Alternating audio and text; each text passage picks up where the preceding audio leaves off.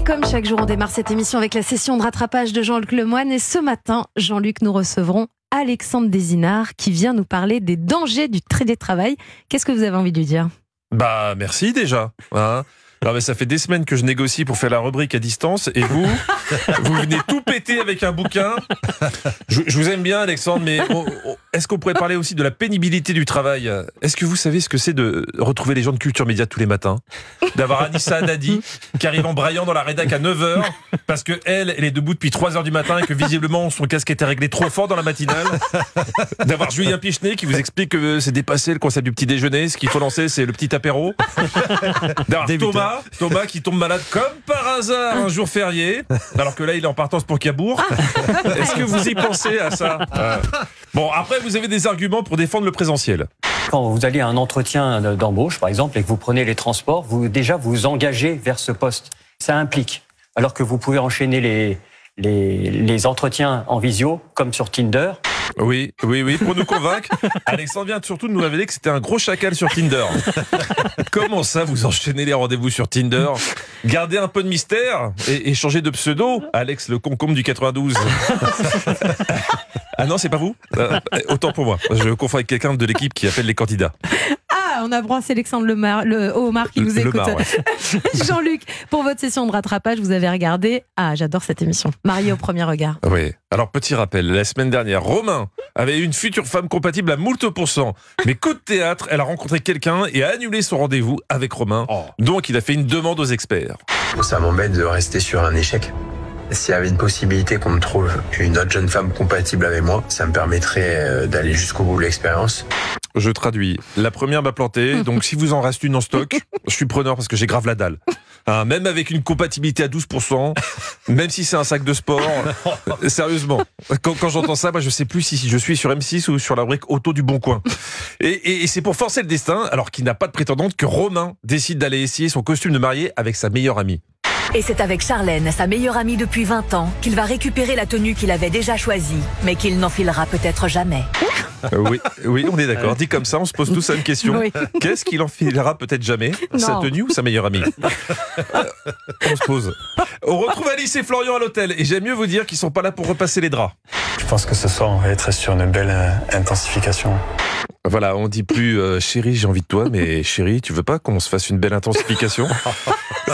Je suis d'accord, ça fait plus cours de physique que Jacques et Michel. Ouais, c'est moche. Hein. Bon, je vous fais pas de dessin. Il y a eu papa dans maman. Et pour les deux, cette osmose pose question tant ils sont inondés de bonheur. Je veux la découvrir, je veux la connaître au mieux. Pour valider ces 78%. Mais on voit même plus que 78%. Enfin, pour le moment, je vois pas les 22%. Ouais. Si t'as pas minimum un diplôme de comptabilité, tu peux pas suivre cette émission. C'est pas marié au premier regard, c'est marié au premier bilan. Alors, avec tous ces chiffres, vous croyez que c'est idyllique ? Eh ben pas du tout. La voix off nous offre une bonne douche froide. Mais Alice et Florian ne vont pas tarder à s'apercevoir que les 22% de non-compatibilité sont également à prendre en compte. Vous avez bien entendu ? Vous êtes sûr ?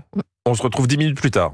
Ils ne vont pas tarder à s'apercevoir que les 22% de non-compatibilité sont également un paramètre à prendre en compte. Non, c'est pas possible. Bonjour monsieur, vous voulez écrire pour M6 ? Quelle formation avez-vous ? J'ai un BEP de copier-coller. Parfait. Vous pouvez signer votre CDI. Pour qu'ils insistent autant, on se dit qu'il va se passer un truc de fou. Et ils n'ont pas menti. Qu'est-ce qui va venir tout foutre en l'air dans cette belle histoire ? Je vous propose de jouer tout de suite à Qui veut gagner un divorce au premier regard ? Alice et Florian viennent de passer une nuit délicieuse au lit. Leur entente est de 78%. Ils sont sur l'autoroute du bonheur avec un badge télépéage dans la poche. Quel événement va les emmener direct au bord de la rupture lors d'un dîner au restaurant ? Réponse A. Alice va se rendre compte que Florian fait les mêmes bruits quand il mange et quand il fait l'amour, à savoir « Oh, oui, c'est bon ». Réponse B. C'est gênant. Florian va avouer à Alice que son fantasme à la base, c'est Elisabeth Borne. Oui, c'est gênant aussi. Oui. Réponse C. Pourquoi pas ? Maintenant qu'ils ont consommé, Florian va proposer de partager l'addition. C'est gênant aussi. Réponse D. Alice va malencontreusement casser une décoration en pâte à sel et manque de bol, Florian est pâte à sellophile. Alors, Alexandre, d'après vous, quelle réponse ? 3. La 3, Ah, c'est ouais. l'addition. Ouais. Et vous, Anissa? Moi, c'est les bruits. Les bruits à table, ça peut être gênant. Oui. Oui, par élimination, je dirais aussi que c'est un problème d'addition. Ah, oui. On écoute la réponse. Retrouvons Alice, à qui Florian vient de reprocher le fait d'avoir cassé en deux une pâte non. dans un bol de décoration. Non. Là, je dis non. Je dis non. On te vend que c'est une expérience Non, scientifique. non. Les gens font crac-crac et après on te dit que tout s'arrête pour une histoire de pâte à sel. Je suis désolé, j'aime beaucoup l'émission, mais il n'y a que dans ce programme que tu peux entendre ce genre de phrase. Cet incident de pâte cassée va-t-il avoir de graves conséquences sur la suite de leur histoire? Ou bien les sentiments très forts qui les unissent les aideront-ils à surmonter cette situation? Faire du suspense sur de la pâte à sel.